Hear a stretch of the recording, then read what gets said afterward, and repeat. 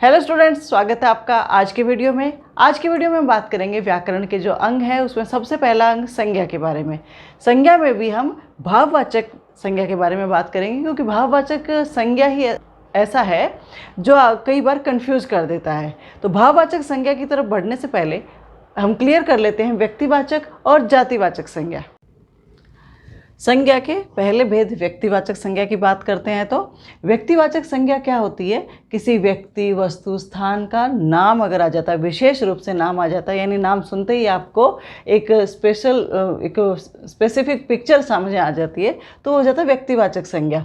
यहाँ मैंने उदाहरण लिखे हैं, भारत, गंगा और रोहन। भारत का नाम सुनते ही आपको अपने देश की याद आती है। फिर गंगा नदी की बात हम कर रहे हैं, रोहन किसी एक लड़के की बात कर रहे हैं। अब जातिवाचक संज्ञा क्या होता है?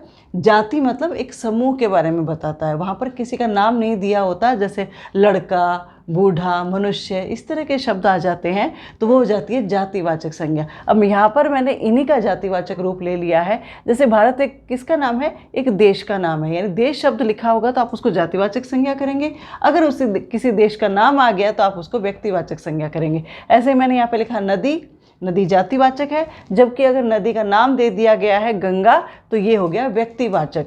लड़का जातिवाचक, रोहन व्यक्तिवाचक। अब भाववाचक संज्ञा क्या है? भाववाचक भी नाम है, पर किसका नाम है? किसी गुण, दशा, अवस्था या भाव का जो नाम है उसको भाववाचक संज्ञा कहा जाता है। अब अंतर क्या है व्यक्तिवाचक, जातिवाचक और भाववाचक में? जो व्यक्तिवाचक और जातिवाचक जो संज्ञाएं हैं उनको हम छू सकते हैं, उनको हम देख सकते हैं, जबकि भाववाचक संज्ञा जो है उसको केवल महसूस किया जा सकता है। जैसे गुण, गुण, दशा और भाव का नाम क्या है? भाववाचक संज्ञा है। तो गुण, उदाहरण के लिए यहाँ पर मैंने 3 शब्द लिखे, ईमानदारी, हिम्मत और सुंदरता।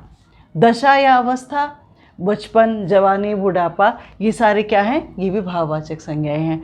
भाव, जो मन के भाव होते हैं, जो हमारी फीलिंग्स होती हैं, उनको भाववाचक संज्ञा कहा जाता है। तो उसके कुछ उदाहरण मैंने यहाँ पर लिखे हैं, खुशी, दुख, प्रसन्नता और क्रोध। और भी बहुत सारे शब्द हैं, वो आगे हम वीडियो में देखेंगे।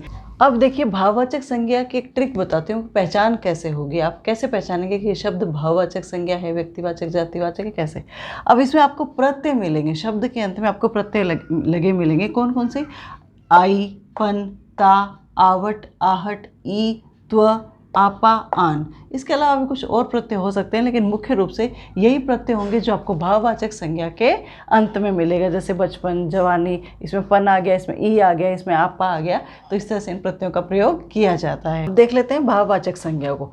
अब ये शब्द हैं क्षमा, अहिंसा, सत्य, दया, करुणा, सुख और दुख। ये जो शब्द हैं ये भाववाचक संज्ञा के शब्द हैं, यानी इन संज्ञाओं को भाववाचक ही कहा जाता है।